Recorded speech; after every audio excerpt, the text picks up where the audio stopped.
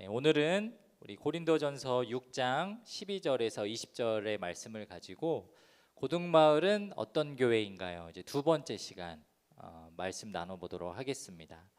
고등마을은 어떤 교회인가? 지난주에 설교 말씀을 통해서 우리는 하나님의 부르심을 받은 존재다. 사람 때문에 온 것이 아니고 하나님의 부르심을 받은 존재고, 그렇기 때문에 하나님을 알려고 말씀을 읽는 그런 노력들이 있어야 된다라고 이렇게 설교했습니다. 오늘 이제 두 번째 시간인데 오늘의 키워드는 이겁니다. 영광이라는 거예요. 영광. 나의 영광, 그러니까 나의 인생의 목적, 내가 주인된 인생에서 하나님이 주인 되시고 하나님께 영광 올려드리는 인생이 무엇인지 고민해보고 답을 얻는 시간이 되었으면 좋겠습니다. 우리 성경 구절을 한번 읽어봤으면 좋겠는데요. 화면에 보이는 성경 두 개의 구절이 있거든요. 구약과 신약 두 개의 성경 구절을 우리 한번 큰 목소리로 읽어보겠습니다. 구약부터 시작. 이 백성은 내가 나를 위하여 지었나니 나를 찬송하게 하려 함이니라. 신약. 그런즉 너희가 먹든지 마시든지 무엇을 하든지 다 하나님의 영광을 위하여 하라. 자, 오늘 우리가 하나님의 영광을 위해서 살아야 된다. 그러니까 당신은 왜 사나요? 당신은 왜 삽니까? 라는 질문에 세상 사람들은 여러 가지 이유를 댈 수 있겠지만 모든 그리스도인은 앞서 봤던 이 성경의 두 구절처럼 단답형 주관식 이미 정해진 답을 말할 수 있어야 되는데, 그걸 뭐냐면 당신은 왜 사나요? 라고 물어보면 여러분은 이렇게 말해야 돼요. 저는 하나님의 영광을 위해서 삽니다. 하나님의 영광을 위해서 산다라고 해가지고 교회에서 많이 가르쳐주고 설교도 듣고 또 배우기도 하는데, 이거를 좀 여러분들이 실천하고 사는 게 어려워요. 이게 왜 어려울까? 하나님이 주인 되신 삶을 왜 사는 게 어려울까? 저는 이것이 주도성의 문제라고 생각하고요. 쉽게 생각하면, 여러분들이 좀 이해하기 쉬운 말로 풀이하자면 주인의식의 차이에서 오는 것이라고 생각을 합니다. 제가 한 가지 이야기를 하나 들려드릴게요. 한번 가정을 해보세요. 여러분이 장성해가지고 아빠 엄마가 됐어요. 한 집에 부모가 되고 가장이 되었습니다. 아빠 엄마로서 살아가는 삶의 목적 중에 가장 큰 목적은 뭘까요? 우리 가정이 행복하게 사는 것. 그래서 그 아빠가 어느 날 결심을 했어요. 우리 가족이 다 행복하게 살 수 있는 아름다고 멋진 집을 지어야겠다. 그래서 아주 그림같이 예쁜 집을 지었습니다. 누가 봐도 저희 가족이죠? 아들, 딸. 그래서 아주 좋은 자연 환경에 멋지고 예쁜 집을 짓고 제가 좋아하는 강아지 한 마리도 키우고 저런 집을 살아야겠다라는 중요한 목표를 세워요. 목적은 우리 가정이 행복하기 위한 목적, 목표는 좋은 집을 지어보자. 자, 그러면 어떻게 하면 될까요? 조선시대 같으면 하인이나 종들 부려가지고 집 지으라고 시키면 되고, 요즘 시대에는 건축사 알아보고 집 설계받고 인테리어 전문가 부르겠죠. 그리고 그 사람들에게 목적은 이야기하지 않고 목표만 줍니다. 자, 몇 날 몇 월 며칠까지 집안 공사하시고요, 땅 파시고요, 기둥 세우시고요, 집은 몇 층 구매로 짓는데 그 안에 인테리어는 담당해 주시고요 라고 목표만 주어요. 그러면 그 사람들은 어떤 마음을 가지고 일을 할까요? 집을 지으면서 나에게 이 잡을 준 저 가정이 행복하기를 바라는 마음으로 집을 지을까요? 그냥 돈 받고 하는 일이니까 자기에게 주어진 시간에 맞게 그거를 그냥 감당하기만 할까요? 아마 후자일 겁니다. 그래서 일을 하는 동안 많은 사람들이, 일꾼들이 오늘은 비가 오는데 일해야 돼? 오늘은 더워 죽겠는데 일해야 돼? 이 주인 아저씨는 왜 이렇게 날짜를 수정도 안 하고 왜 이렇게 보채는 거야? 라는 불평과 불만을 갖고 살아가겠죠. 이것이 하나님이 주인된 인생을 사는 사람과, 그래서 하나님이 내 삶의 주인으로서 내가 어떤 인생을 살고 싶어 하는지 그 목적과 목표가 투영된 사람의 신앙생활과 그렇지 않은 신앙생활을 하는 사람이 느끼는 감정인 거예요. 여러분한테 한번 스스로 질문해 보세요. 나는 집 짓는 일을 하면서, 비유로 말하자면 집 짓는 일을 하면서 우리 하나님이 기뻐하시겠네, 우리 하나님이 행복하시겠네 라는 마음을 가지며 그 일이 기쁜가? 아니면 오늘도 또 교회 와야 되고 오늘도 또 크리스찬으로 살아가야 되고 뭐는 할 수 있고 뭐는 못하고 왜 이렇게 나를 옥죄고 방해하는 게 많은가라는 불평이 있는가 생각해 봐야 한다는 것입니다. 하나님의 목적을 모르면, 그리고 그 마음이 우리 가운데 투영되지 않으면 우리는 그저 살아가는 동안 해야 할 일만 하면서 삽니다. 청소년이니까 공부해야 되고, 고등학생이니까 대학 입시 준비해야 되고, 청년이니까 취업해서 돈 벌어야 되고, 엄마 아빠니까 가족들 먹여 살려야 되고, 그냥 하루하루 살아가야 될 목표만 있지 목적은 없는 인생이 돼버린다라는 거예요. 오늘 이 고린도전서 6장 말씀은 그런 저와 여러분에게 진짜 살아가는 목적이 무엇이고, 그리고 하나님 앞에 영광 올려드리며 살아가는 그 인생의 진짜 의미가 무엇인지, 그리고 그것을 하기 위해서 우리가 어떤 것을 배우고 깨달아야 하는지 가르쳐 줍니다. 오늘 고린도전서 6장 말씀을 통해 저와 여러분이 하나님의 영광을 올려드리며 살기 위한 교회가 되기 위해서 깨달아야 할 것이 있어요. 첫 번째는 무엇이냐면 이겁니다. 내 마음대로 살아도 된다는 생각을 버려야 한다는 거예요. 한번 따라해 볼까요? 내 마음대로 살면 안 돼요. 내 마음대로 살아도 된다라고 세상 사람들은 잘 이야기하는데, 크리스찬들은 기본적으로 저와 여러분 이런 마음을 좀 가졌으면 좋겠어요. 어쨌든 나는 내 마음대로 살면 안 되는 인생이다. 자, 그게 그러면 불행하고 뭔가 피해받는 인생이냐? 꼭 그렇지만은 않거든요. 근데 그렇게 생각하는 불순한 생각들이 떠오를 때가 있어요. 자, 오늘 고린도전서 말씀을 보면 6장 12절에 사도 바울이 이런 말을 해요. 모든 것이 내게 가하나 다 유익한 것은 아니고, 모든 것이 내게 가하나 나는 그것에 얽매이지 아니하리라라는 선포를 합니다. 쉬운 성경에 보면 내게는 무엇이든지 할 수 있는 자유가 있습니다. 이것은 여러분이 내세우는 표입니다. 맞습니다. 하지만 모든 것이 다 유익한 것은 아닙니다. 내게는 무엇이든지 할 수 있는 자유가 있다고는 하지만 나는 어떤 것에 의해서도 제재를 받지 않을 것입니다. 인생을 살면서 우리는 참 많은 선택의 자유를 누리고 삽니다. 모든 것이 내게 가하다라고 한 그 표현처럼 여러분이 청소년일지라도 여러분이 선택할 수 있는 자유가 생각보다 꽤 많습니다. 오늘 예배 끝나고 뭘 먹으러 갈까? 학원 가기 전에 누구랑 얘기하고 갈까? 오늘 핸드폰으로 뭘 볼까?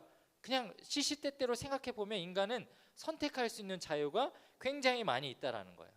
근데 이 고린도 교회의 문제가 뭐냐면 단순한 선택이 아니라 그들이 선택하는 모든 것들이 하나님 보시기에는 죄였고 너무 타락한 결과로 많이 이루어져 있었어요. 조금 이해할 수 있게 그들이 왜 그랬느냐 원인을 설명해 주자면 이런 거예요. 지금 이 시대에도, 그리고 고린도 시대에도 사단 마귀가 가르쳐주는 거짓 풍조들이 있어요. 요즘 말로는 뭐가 있을까요? 물질 만능주의, 쾌락주의, 개인주의, 집단이기주의, 자기중심주의, 세속주의, 여러 가지들이 있는데 쉬운 말로 그냥 단 한 가지를 표현하자면 이런 거예요. 네가 하고 싶은 대로 살아. 네가 하고 싶은 대로 살아. 근데 그거를 고린도 교회 시대로 끌고 올라가면 그때 당시에 유행했던 한 가지 풍조가 있었는데 그게 뭐냐면 영지주의라는 겁니다. 영지주의. 이게 어려운 것 같은데 여러분들이 다 외우고 알았으면 좋겠어요. 고등학생 정도 되면 충분히 이해할 수 있고 기억할 수 있어요. 영지주의가 뭐냐면 구원관이에요. 구원관. 근데 그 당시 사람들은 내가 어떻게 구원받아서 영원한 생명을 얻느냐, 천국 가느냐, 이거에 대한 관심이 굉장히 많았거든요. 근데 한 가지 결론을 얻습니다. 뭐냐? 뭔가 굉장히 지적으로 높은 수준의 깨달음을 얻으면 그걸로 인해서 구원받는다. 그래서 단순한 기술이나 정보가 아니라 자기 영혼에 대한 이해나 이 물질 세계, 세상에 대한 이해를 올바르게 하게 되면 마치 돌을 깨우친 사람처럼 돼서 신이랑 연결이 돼서 자기 영혼은 천국에 간다라고 믿었던 거예요.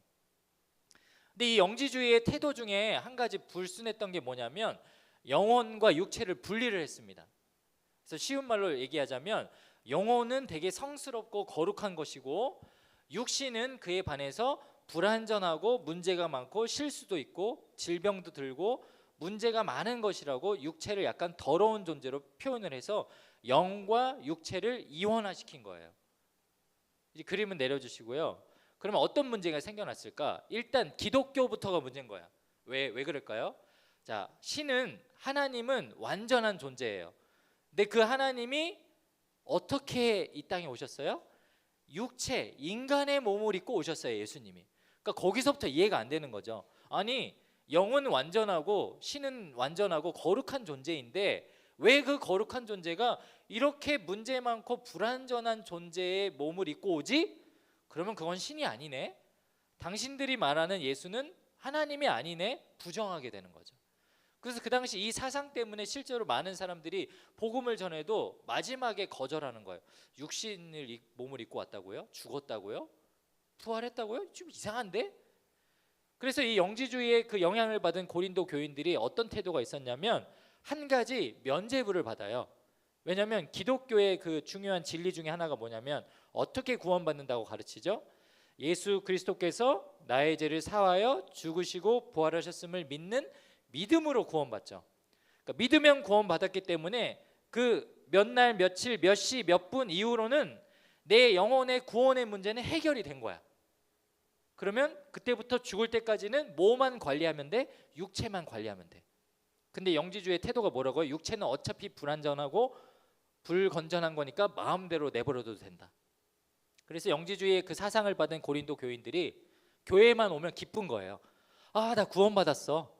나 교인이야. 나 크리스찬이야. 나는 천국 갈 사람이야. 라고 막 기뻐하는데 문 밖을 딱 나서는 순간부터는 나머지 모든 시간은 자신이 몸이 마음대로 죄악을 저지르도 일종의 전혀 죄의식이 없는 인생을 살아갔다라는 거예요. 근데 제가 말씀을 막 묵상을 하다가 무슨 생각이 들었냐면 옛날 영지주의의 생각으로 갖고 있는 그 태도가 사실은 지금 여러분과 제가 살아가는 신앙의 잘못된 태도와 별반 다르지 않다라는 생각이 들었어요. 사도 바울은 모든 것이 내게 가하나 다 유익한 것이 아니요 모든 것이 다 내게 가하나 무엇이든지 얽매이지 아니하리라라고 했거든요. 그러니까 중요한 거는 모든 것이 가능합니다가 아니고 다 유익한 거 아니고 그거 다 여러분이 할 수 있어도 하지 말라라고 분명히 절제하라고 가르쳐줬다라는 거예요. 여러분 왜 다 우리가 운동하고 건강해져야 돼요? 왜 우리가 다 몸짱이 되고 막 바디 프로필 찍어서 인스타에 올려야 돼요? 왜 그런 버킷리스트를 만들어요?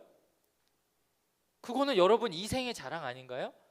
그걸 하는 것이 여러분이 건강하고 막 몸짱 돼서 예쁜 사진 찍고 바디 프로필 올리고 하는 것이 하나님께 영광되는 일인가요?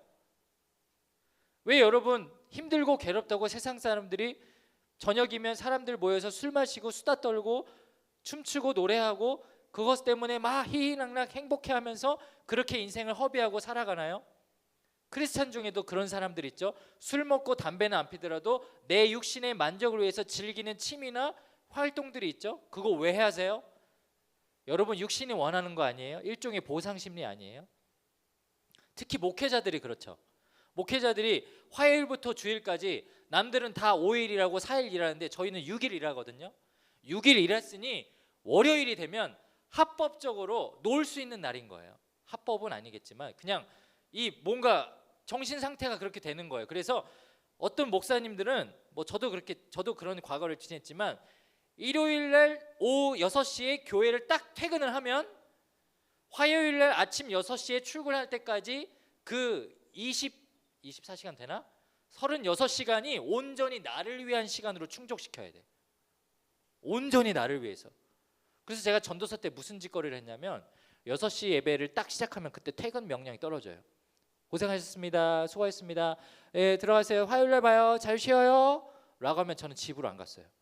제 차를 끌고 수원으로 갔습니다. 수원에서 사역하는 친구랑 만나서 야구장에 갔어요. 이 야구 경기하는 야구장이 아니라 그 배팅장하고 뭐 연습하는 데가 있어요. 거기 가가지고 6시에 만나서 일단 밥 먹기 전에 볼을 40개를 쳐요. 배팅을. 제 트렁크에 항상 야구 배트가 있었거든요.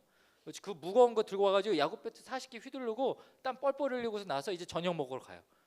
그래서 수원에서 막 국밥 같은 거 먹고 뭐 시원한 거 마시고 그 다음에 또 뭐 할까요? 또 배팅장 가요. 가서 거기 이제 피칭 연습하는 데가 있거든요. 그럼 거기서 둘이서 글러브 잡고 또 한 시간 동안 글러브질 해요. 그러면 저녁 9시 되거든요. 그럼 집에 가야 되잖아. 집에 갈 때도 있는데 둘이서 또 영화 보러 가. 또 영화 보고 하고 싶은 거 하고 혹은 그것도 안 하면 저는 집에 가가지고 나눈 가스다 본 다음에 나눈 가스다 프로그램이 끝나면 불법으로 다운로드 받았던 영화들 보면서 재미도 없고 내용도 없는 그거를 컴퓨터 책상에 앉아서 누워서 보면 잠드니까 앉아서 보는 거예요. 앉아서 영화 2개는 봐야 아 내가 하고 싶은 거 했다라는 만족이 들면 그때 정말 시체가 돼서 자요. 그리고요 월요일날 몇 시에 일어나는 줄 알아요? 새벽 5시 반에 일어나요. 제가 예배 드리러 갔을까요? 아니요, 저 사회 있냐고 시합하러 가야 되니까. 그래서 그 전날 배팅하고 공 던진 거예요. 5시 반에 구리까지 가가지고 사회 있냐고 8부 리그 나름 잘했어요. 4할 타자였어요. 그렇게 놀고 점심 먹고 오면은 그제서야 데이트해요. 그제서야 내 여자친구는 나를 1시에 만날 수 있어. 오후 1시에 만나서 저녁 먹고 헤어지고 그리고 아무 생각 없이 또 이러고 있다가 이번 주 주일 설교 본문이 뭐였더라? 그러고서 잠들고 화요일 날 출근해요.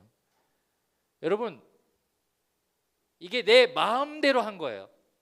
제가 이거 할 수 있는 자유가 있어요. 무엇이든지 내게 강하나. 제가 혹시 죄 지었나요?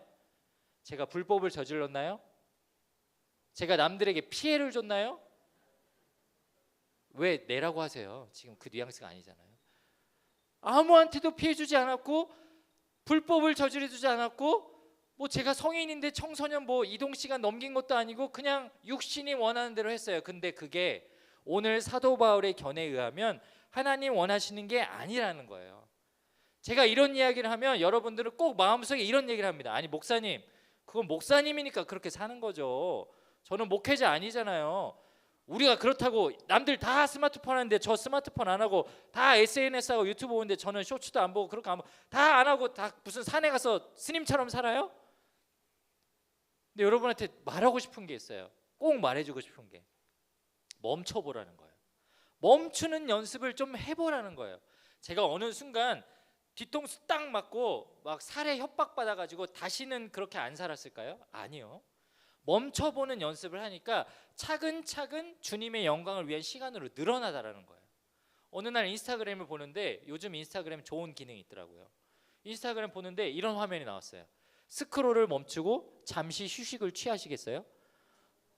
저 본지 1분 30초도 안 됐는데 진짜 한 5분도 안 됐나? 한 3사람 포스트 보고 4번째 거 보려는데 이게 잠깐 뜨더라고.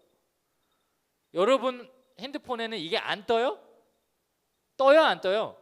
뜨죠? 근데 이거 보면 어떻게 해요? 게시물 더보기 누르거나 손가락 올리죠. 그게 문제라는 거예요. 그게 저는 이게 하나님이 주시는 사인이라고 생각해요. 인스타그램에서 만든 뇌의 과질환을 막기 위한 회사 정책이 아니라 그 정책을 만들 수 있도록 사람에게 아이디어를 주고 지금의 10대들한테 이거에 중독돼 버린 어느 청년들한테 잠깐 멈추라는, 잠깐 이것이 너한테 가능한 일이냐, 너한테 유익한 일이냐, 너 이것에 너무 얽매여 있지는 않느냐라고 말씀하고 가르쳐주는 주님의 사인이지 않느냐라는 거예요. 사랑하는 여러분, 멈춰보세요. 멈추는 연습을 해보세요. 우리가 이제 수련회에 갑니다. 여름 수련회 준비하고 있는데 저는요 여름 수련회 가면서 재밌는 시간, 즐거운 시간 만들고 싶은 마음은 하나도 없어요. 여러분 이 말을 오해하지 마세요. 그럼 수련회는 무조건 재미없어야 되고 다 막 고리타분하고 막 성경 읽고 막 그런 어려운 시간만 있어야 되냐? 아니 그게 아니에요. 재밌어야죠. 유익해야죠. 이왕할 수 있으면 조금 더 풍성하고 여러분 즐길 수 있도록 우리가 그렇게 또 기획을 해야죠. 근데 즐거움이 목적이 되어서는 안 된다라는 거예요. 즐거운 시간, 추억 만드는 시간, 맛있는 거 먹는 시간, 내가 좀 잠깐 휴식하면서 내가 좀 풀어지는 시간이 목적은 아니라는 거예요. 수련회의 목적은 여러분이 잠깐 일상에서 그동안 아무리 하려고 해도 바빠서 못했던, 관심이 없어서 못했던, 시도하지 못했던 하나님에 대해서 알려고 하지 않았고 관심 가지지 않았고 하나님한테 멀어져서 여러분의 믿음이 어느 정도 수준인지도 가늠하지 못하고 있다면 그걸 멈춰서 점검하는 시간이죠. 내가 얼마나 멀어져 있는지 확인하고 너무 멀리 떨어져 있다면 돌아가기 위해서 애쓰고 울며불며 기도하고 매달리는 그 점검의 시간이 수련회인 거예요. 근데 이 중에 하나님 앞에 떳떳하게 나는 신앙생활을 너무너무 잘하고 있어서 수련회는커녕 주일 예배 안 드려도 될 정도로 여러분 신앙이 완벽한 사람이 있냐고요? 없잖아요. 그러니까 가자는 거예요. 근데 그거를 학원 때문에 뭐 가족 여행 때문에 어쩐다 저쩐다 고3이니까 네, 말씀은 하세요. 저는 듣고 흘릴 테니까. 제가 봤을 때 하나님은 여러분한테 딱 한 가지 원하시거든요. 하나님을 알기 원하고 친밀해지기 원하고 하나님께 영광 올려드리는 인생을 원하시기 때문에 여러분이 멈추어서 점검해 봐야 한다는 것입니다. 사랑하는 여러분, 오늘 이 6장 말씀을 통해서 저와 여러분이 내 마음대로 살고자 했던 그 생각과 불순한 태도들이 있다면 오늘 말씀을 통해서 끊어낼 수 있기를 주의 이름으로 축복합니다. 우리 한번 옆에 있는 친구들을 바라보면서 이렇게 권면했으면 좋겠습니다. 잠깐 멈추어 점검해보자. 네, 잠깐 멈추고 또 하나님 앞에 점검하는 시간, 여러분 일상에서 또 우리 수련회에서 그런 시간을 갖길 축복합니다. 우리 계속해서 두 번째로 하나님의 영광을 돌리며 살기 위해 우리가 깨달아야 할 것은 무엇일까요? 우리 두 번째로 복음이라는 이 절대적인 가치로 영광 올려드릴 수 있어야 됩니다. 복음이라는 절대적인 가치로 하나님께 영광 올려드려야 합니다. 우리가 우리 마음대로 편한 대로 편하게 그렇게 사는 것이 옳지 않다라는 것을 배웠어요. 그러면 하나님 앞에 영광 올려드리기 위해서는 구체적으로 무엇을 해야 하는가? 오늘 19절과 20절 말씀에 보면 17절부터 이렇게 나오는데요. 주와 합하는 자는 한 영이니라. 너희 몸은 너희가 하나님께로부터 받은 바 너희 가운데 계신 성령의 전인 줄을 알지 못하느냐? 값으로 산 것이 되었으니 그런즉 너희 몸으로 하나님께 영광을 돌리라. 여기 보니까 이제 너네 몸은 하나님과 합해진 그 상태부터는 하나님의 성전이다라고 말하죠.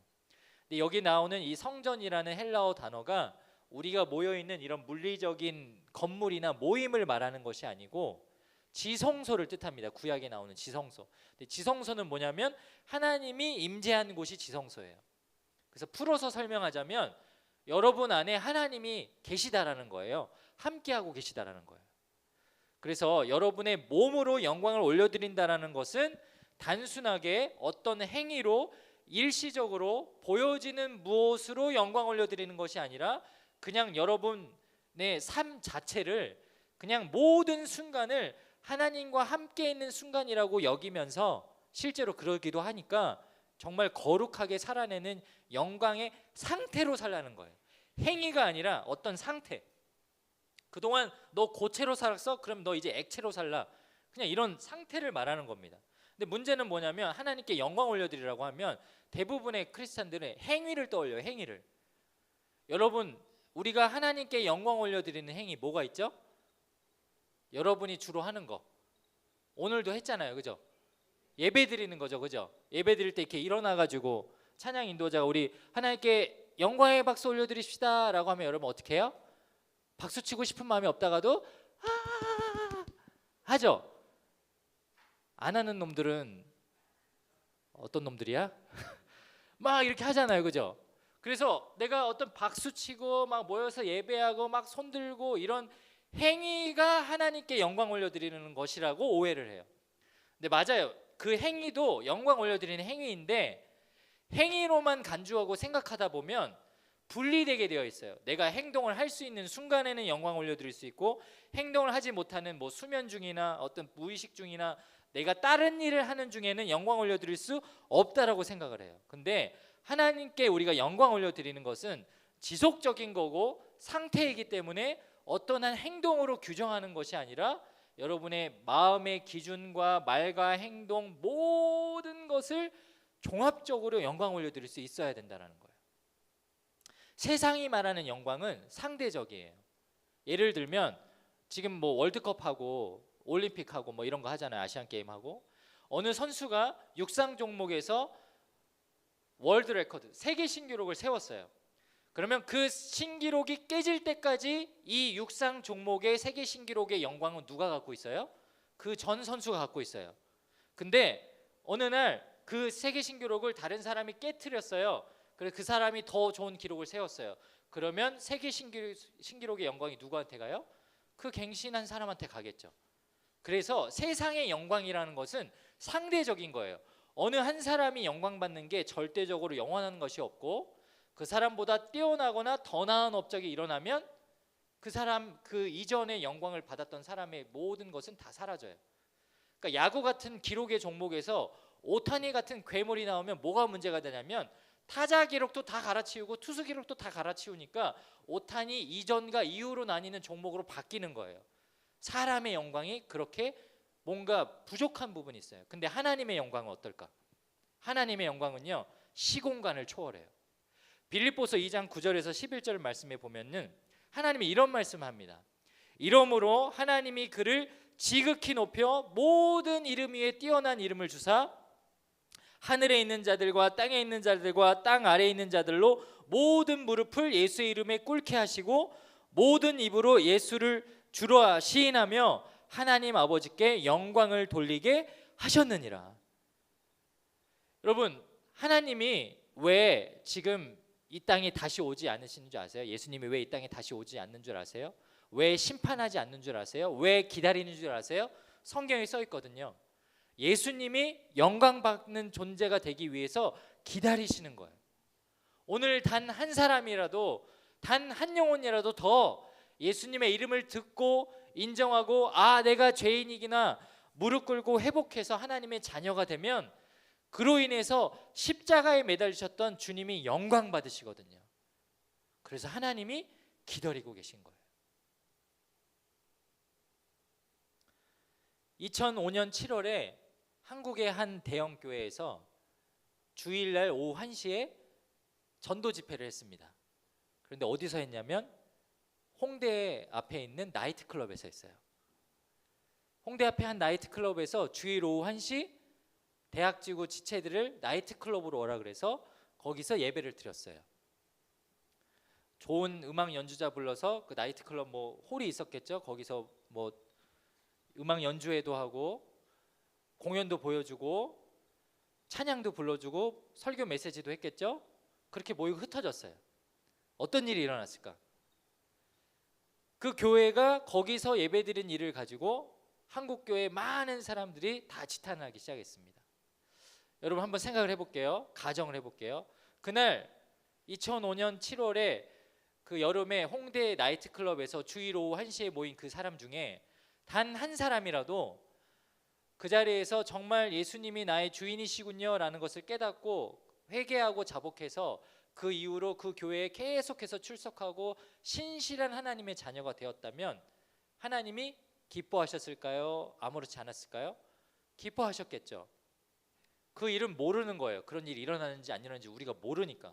근데 안타까운 것은 지금까지도 그날 거기에서 내가 주님 만나서 하나님의 자녀가 되었고 열심히 신실한 성도가 되었다, 목회자 되었다 이런 말은 20여 년이 지났지만 아직까지도 들리진 않아요. 이런 질문만 돌았어요. 왜 하필 그것도 주일에 오후 1시에 나이트클럽에서 예배를 드려야 했을까? 그 질문만 남았어요. 그것에 대해서 왈가왈부하고 싸우고 논란만 됐어요. 여러분, 하나님 앞에 영광 올려드리는 삶을 살고 싶잖아요. 다른 걸로 하려고 하지 마세요. 이것만 하면 돼요. 예수 그리스도의 이름을 전하는 거. 내가 예수님의 이름을 전하려고 어줍지 않게 그 친구랑 하고 싶지도 않고 잘 하지도 못하는 취미 억지로 할 필요 없고요. 그 친구한테 복음 전하려고 억지로 술 마시지도 않는데 술집 같이 갈 필요 없다라는 거예요. 왜냐면요, 하나님이 우리에게 복음 전할 수 있는 힘을 주셨고 그걸로 영광 올려드릴 수 있다라고 말씀을 통해서 가르쳐 주셨거든요. 청소년 못할까요? 아니요. 여러분 나이 할 수 있어요. 여러분 나이 충분히 할 수 있어요. 여러분 더 똑똑하고 여러분만큼 잘 알고 있고 저희 세대 때보다 더 많은 세상의 문물을 알고 다스릴 수 있는 그 능력이 있다면 여러분도 복음 전할 수 있다라는 거예요. 사랑하는 여러분, 오늘 저와 여러분에게 그 사명을 주셨습니다. 그리고 저와 여러분이 하나님의 자녀로 살면서 여러분의 삶의 모든 목적과 목표가 하나님께 영광 올려드리는 것으로 바꾸어 주셨습니다. 당신은 왜 사나요? 라는 질문에 저는 청소년이니까 공부하기 위해 살죠, 대학 가기 위해 살죠, 잘 살기 위해 살죠라고 답할 것이 아니라 저는 하나님의 영광을 위해서 삽니다. 그것이 나의 목적이고 하나님의 이름을 전하는 것이 내 삶의 목표입니다. 그 삶을 실천할 수 있는 사람, 그렇게 영광 올려드릴 수 있는 사람이 저와 여러분이 되시길 주님의 이름으로 축복합니다. 오늘 이 시간은 특별히 그렇게 하나님 앞에 영광 올려드리는 그 중요한 첫걸음, 첫 시작을 한번 이 시간 해보려고 합니다. 우리 목자님들이 또 준비한 이 VIP 작정 카드가 있어요. 목사님이 지난주에 이야기한 대로 이 앞면에 여러분이 어쩌면 오랜 시간에 걸쳐서 또는 가까운 시일 내에 여러분이 복음을 전할 수 있는 친구, 가족, 떠오르는 사람이 있다면 한번 적어봤으면 좋겠거든요. 이 시간 1분 정도 한번 시간을 드릴 테니까 조용히 한번 기도해 보시고, 내가 정말 하나님의 영광을 위해서 복음 전해야 할 사람이 누가 있는가, 나의 가족 중에, 나의 친구 중에, 또는 내가 아는 사람 중에 있다면 그 사람을 위해서 정말 기도할 수 있고 복음 전할 수 있겠다라는 마음이 들 정도로 노력하겠다라는 결단의 마음으로 이 시간 한번 이름을 적어봤으면 좋겠습니다.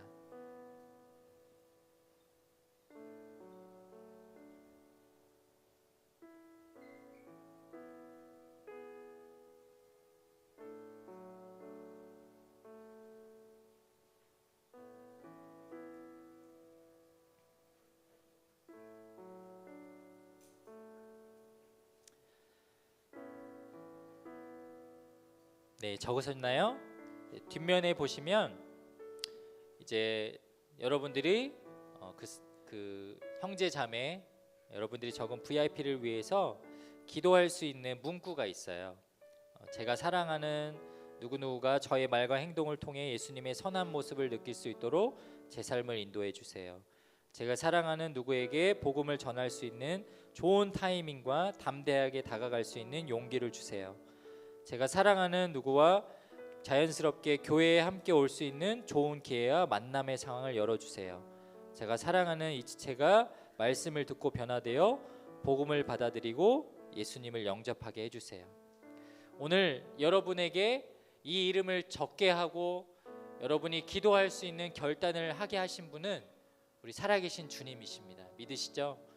오늘의 이 결단이 그냥 한순간에 실천이 아니라 꾸준히 여러분이 기도하고 품는 믿음의 결단이 일어날 수 있기를 주님의 이름으로 축복합니다. 우리 시간 한번 다 함께 자리에서 일어나서 우리 함께 찬양하며 나아갔으면 좋겠습니다.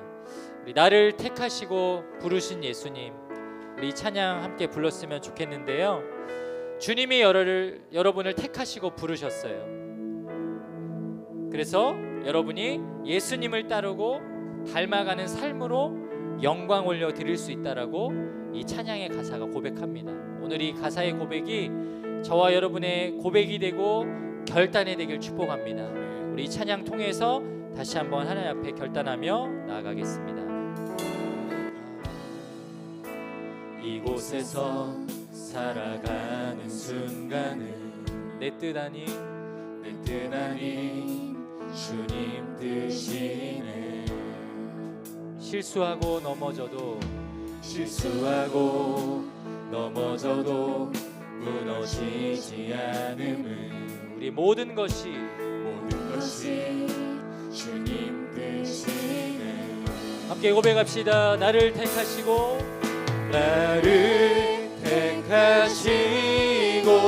부르신 예수님, 변하지 않는 진리의 약속. 이제 내가 예수님을 따르고 닮아가는 삶으로 주께 영광 돌리네. 우리 처음부터 다시 한번 고백하겠습니다. 내가 이곳에서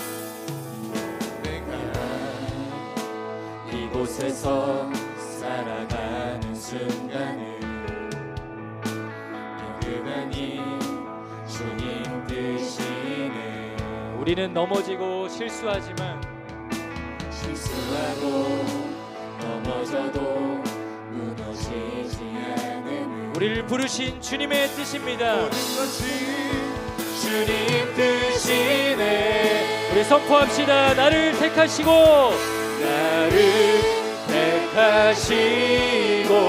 부르신 예수님, 변하지 않는 진리의 약속.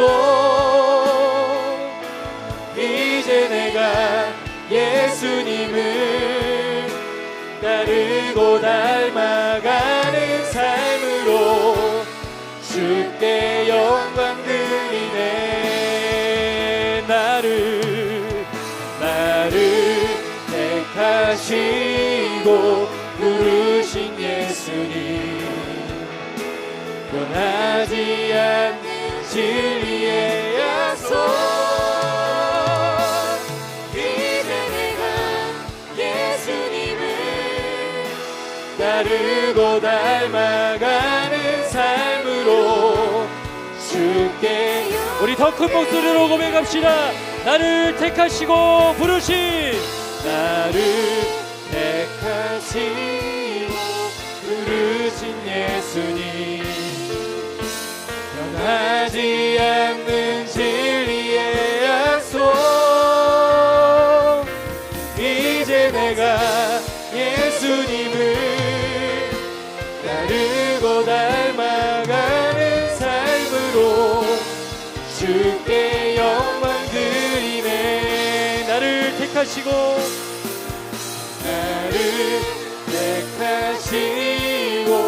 부르신 예수님, 변하지 않는 진리의 약속.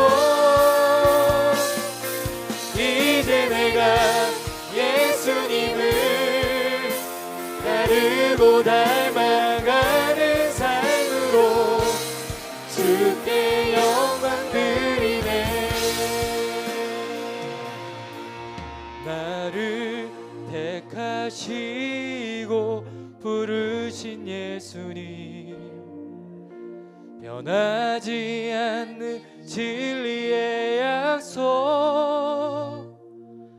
이제 내가 예수님을 따르고 닮아가는 삶으로 주께 영광 드리네.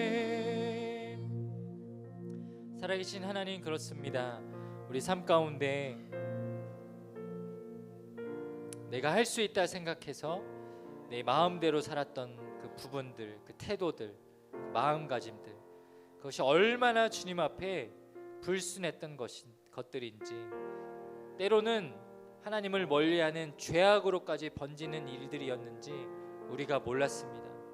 그러나 오늘 이 고린도전서 6장의 말씀을 통해 내게 유익하기보단 하나님께 유익한 것을, 세상에 얽매이기보단 하나님의 말씀에 얽매일 수 있는 선택을 하려 합니다. 우리 아이들이 이 시대를 살아가는 동안 그렇게 주님이 주인 되신 인생을 살게 하여 주시옵소서. 내 삶 가운데 하나님께 영광 올려드릴 수 있는 것을 단순한 행위로만 생각하는 것이 아니라 내 모든 삶의 전체를 주님께 드릴 수 있는 것, 그리고 무엇보다 살아계신 예수 그리스도를 전하여서 그분의 이름을 영광 올려드리게 하는 것이 하나님이 원하시고 바라시는 인생이라는 것을 기억하며 살게 하여 주시옵소서. 그리하여 우리가 고등마을이 정말 하나님의 거룩한 교회로 살아가기로 결단하고 배우는 이 시간들을 통하여서 우리 삶의 모든 순간순간 하나님께 영광 올려드리는 것이 다른 누군가에게도 도전이 되고 거룩한 전파가 되는 그런 인생으로 쓰임받을 수 있도록 인도하여 주시옵소서.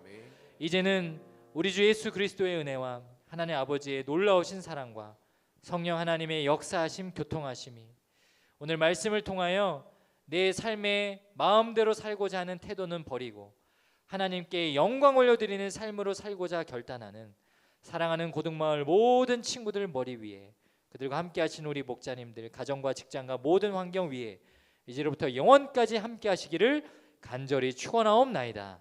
아멘.